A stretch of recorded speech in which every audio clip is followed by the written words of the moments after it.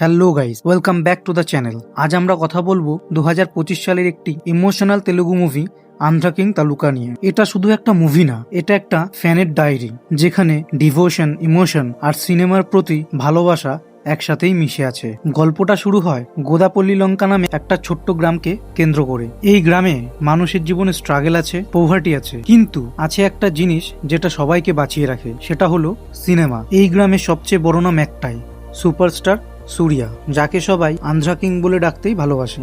এই গল্পের main character হলো সাগর, একজন সাধারণ গ্রামের ছেলে, কিন্তু ইমোশনালি খুব ডিপ। সাগরের লাইফের একটাই মোটিভেশন, সুরিয়া স্যারের মুভিজ, ডায়লগস, অ্যাটিটিউড, এভরিথিং। সাগর শুধু সুরিয়ার ফ্যান না, সে লিটারেলি তার হিরোকে নিজের জীবনের অংশ বানিয়ে ফেলে। অন্যদিকে আছে সুপারস্টার সুরিয়া, যিনি একসময় ইন্ডাস্ট্রিতে রুল করতেন। এখন তিনি টানা কয়েকটা ফ্লপের পর হিউজ প্রেসারে পড়ে। সুরিয়া তার 100তম ফিল্মটা কমপ্লিট করতে চান, কিন্তু প্রডিউসাররা ব্যাক আউট করে দিচ্ছে। ফান্ড নেই, কনফিডেন্স নেই, পুরো প্রজেক্টটাই আটকে গেছে। আর এখানেই আসে সিনেমার বিগেস্ট টুইস্ট। হঠাৎ করে সুরিয়া জানতে পারে তার অ্যাকাউন্টে 3 কোটি টাকা ট্রান্সফার হয়েছে। No producer, no studio, no condition. পরে যেটা রিভিল হয় সেটা হলো এই টাকাটা পাঠিয়েছে সাগর, একজন অর্ডিনারি ভিলেজ বয়, শুধু এই বিশ্বাসে যে আমার হিরোর 100তম মুভিটা কমপ্লিট হতেই হবে। আমরা মুভিতে আরো একটা ক্যারেক্টার লক্ষ্য করতে পারি, সে হলো সাগরের ভালোবাসা, সাগরের প্রেম, মহালক্ষ্মী। সে সাগরকে ভালোবাসে, কিন্তু তার বাবা মনে করেন